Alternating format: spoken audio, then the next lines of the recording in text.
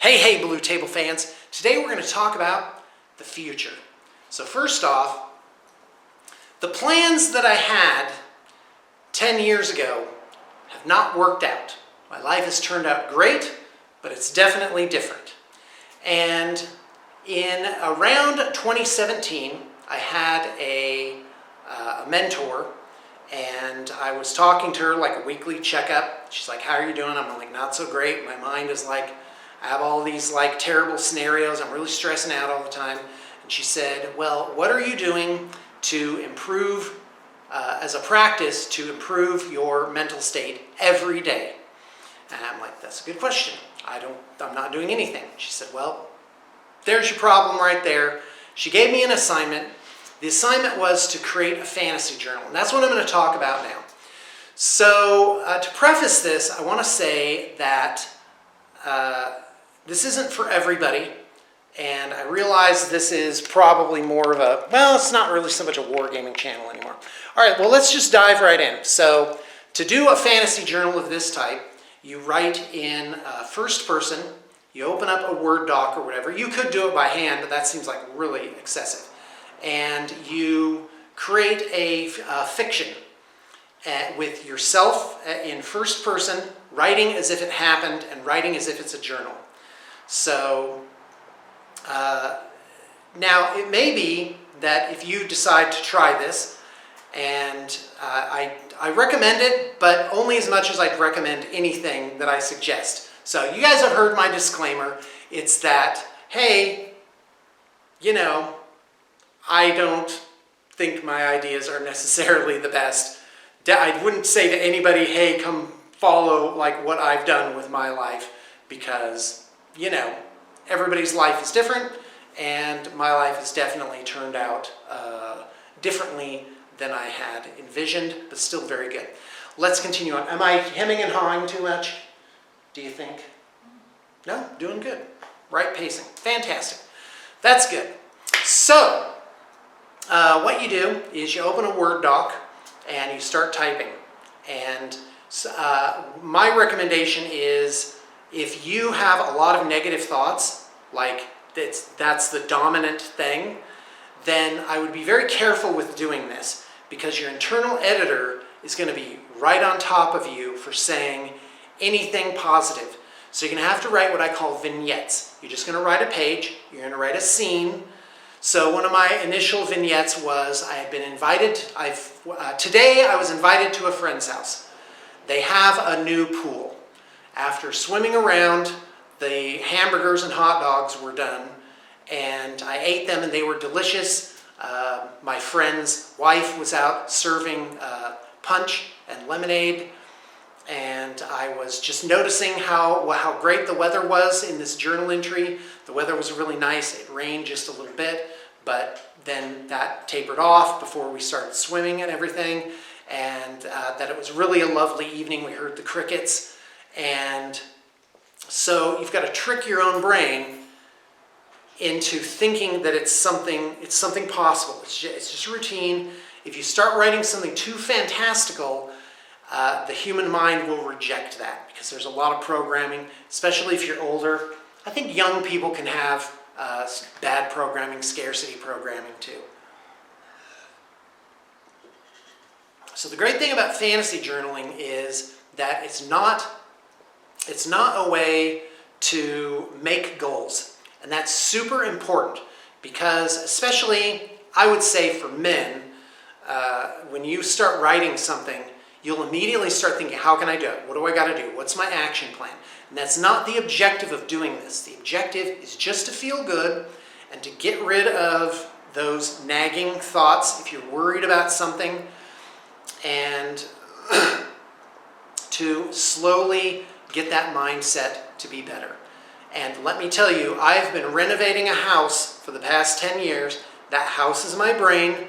The benefits are enormous for doing this. They're absolutely great. My life is a lot different. Even when I'm agitated, I recognize that it's happening, and I know exactly what to do to just let that go. And those little crunchy wrinkles get smoothed out quicker and quicker and quicker. My relationships are a zillion times better.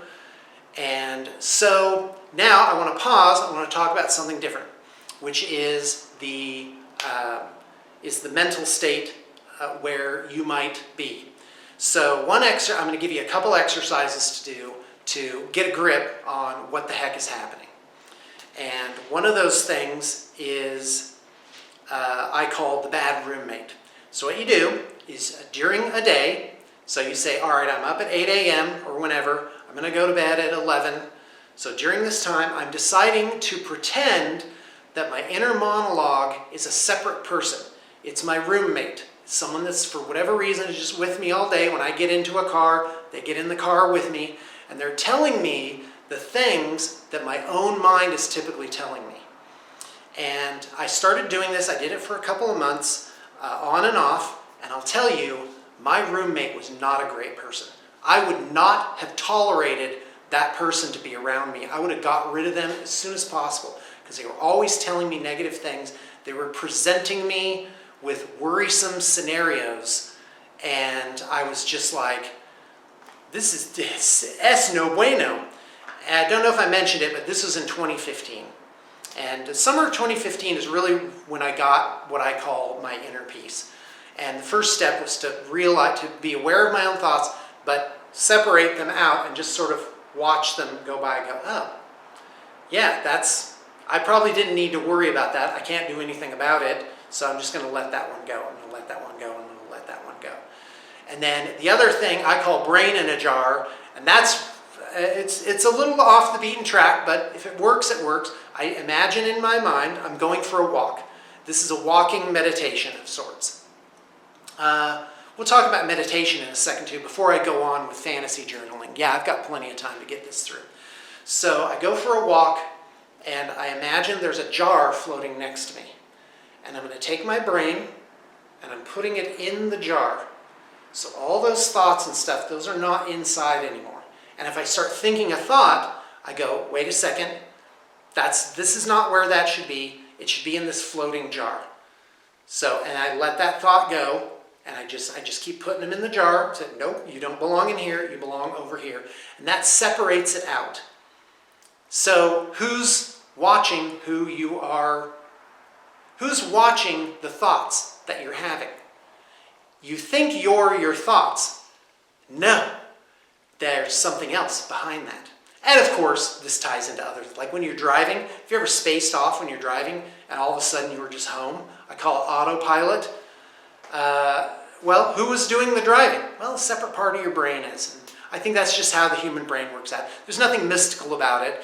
There's just, well, you've got to deal with this. Somehow you went from being a kid and just having no problems and no, compunctions about just doing whatever and mostly enjoying yourselves. People are like, oh, kids are so happy. No, they're not. They're miserable some of the time, wouldn't you say? Yes. Yep, all right. Well, whatever. All right, so anyway, all right, back to the main track. We're talking about fantasy journaling. The objective of fantasy journaling is to enjoy yourself. That's it. And if you really get into it, you'll have two benefits. One, the negative thoughts, the nagging, detrimental, terrible scenario thoughts will quiet down and you'll get a break. Oh, thank goodness. Yeah, once you start doing this a lot, it'll be like, ugh, it's a relief. Like you'll notice, you'll be like, oh, wow, I had a relief.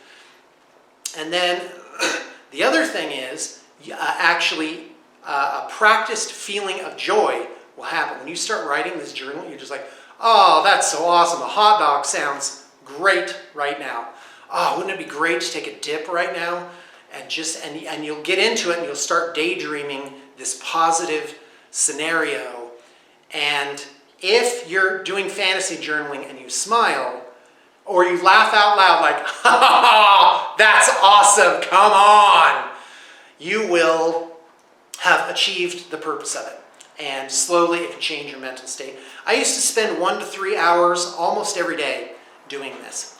So originally in 2017 when I started this, I just wrote vignettes because I knew my mind would reject these bigger things that were sort of percolating, where I'd be like, oh, that's awesome, oh, that's really amazing. And I'm trying to get rid of the mental resistance against those things.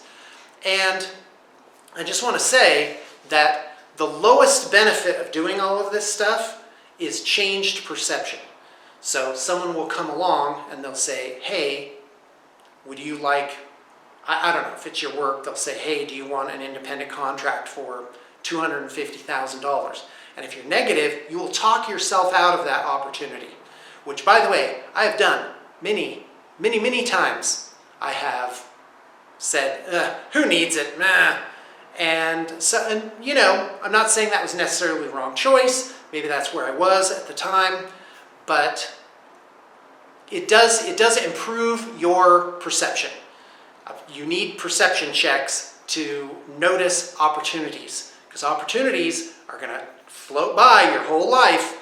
And if you have a positive mental attitude and you're thinking about it and you have some grid work laid out, then those opportunities will be so clear. But aha, this is the opportunity. And you'll jump on it and you'll feel positively about it. And when you're talking to someone that wants to maybe open that door up for you, they'll sense that from you, instead of sensing maybe a negative attitude or sort of a pullback, like, but what if it goes terrible? Humans are terrible, blah, blah, blah. So there's that. And then there's the highest possible benefit, which is the thing I actually believe in, which is thought causes all. That, I don't know how, but there's some connection between what's going on in here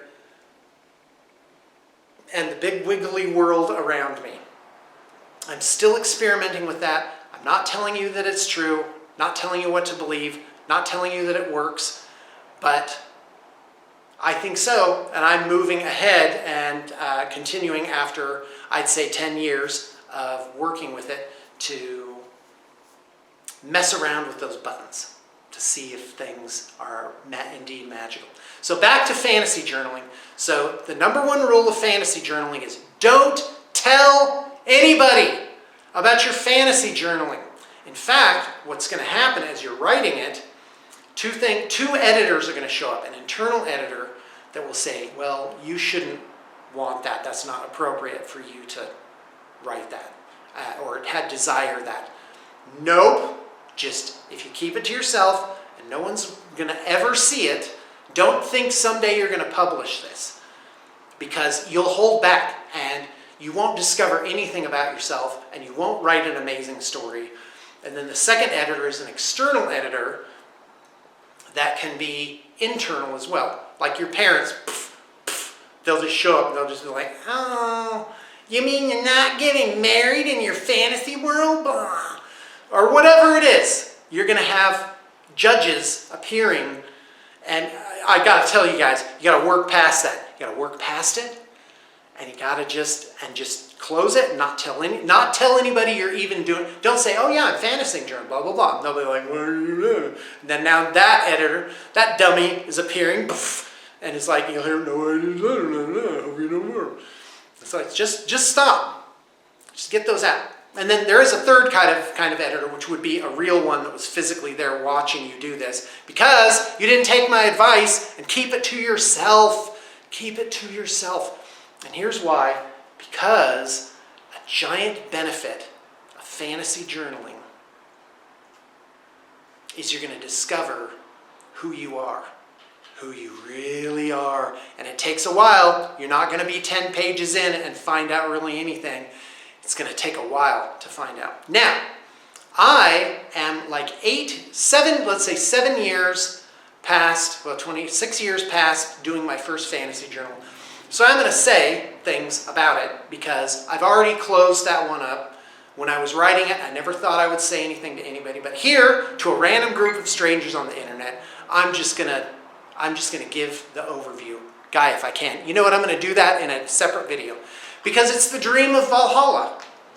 It's called, the story, which has 160 pages, by the way, 165, is about getting to Valhalla and being in Valhalla.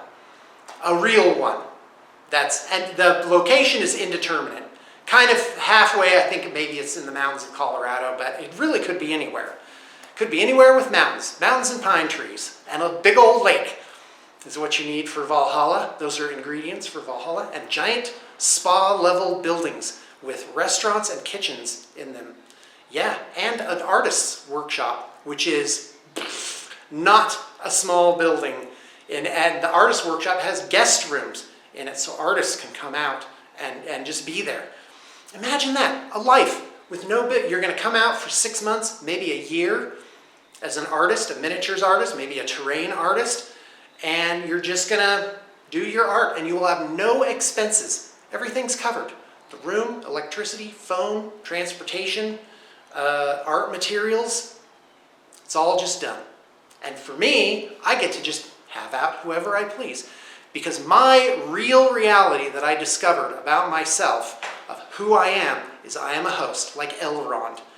When I read The Hobbit or Lord of the Rings, see anything about it, Elrond is the one that makes perfect sense. He's been in some times, now he's retired, and he's built this insane place where people come to heal. And of course, there's a whole lot of story to that, both in the real life and in the fantasy world too. So what you're going to do is you're going to go on the internet, and you're just going to find images of things that please you, and you're just going to start storing them in a folder. And eventually you'll have subfolders. You'll have hundreds upon hundreds and hundreds of pictures. So on each page, you're going to write your thing. Today I did this. Or maybe sum it up. Be like, oh, it's a summer. During this summer, this is what I did. I learned to dance, ballroom dancing, and blah, blah, blah. And you're just going to draw from that pool of pictures and just drop pictures in. And what I learned about myself is that I'm super shallow. And I don't apologize for it. My fantasy had wargaming, lots of it, role-playing, women, cars, great food, an amazing building to be in, lots of like wargaming convention type stuff. And that's what I would do. If I lived in a world without restriction to do whatever I want, somehow I realized it was all a simulation and I could just make things happen, like this would be it. And I discovered a lot about myself, about what I want, what I would do with my time. So when opportunities show up, I'm like, aha, that's like the thing I have in my list.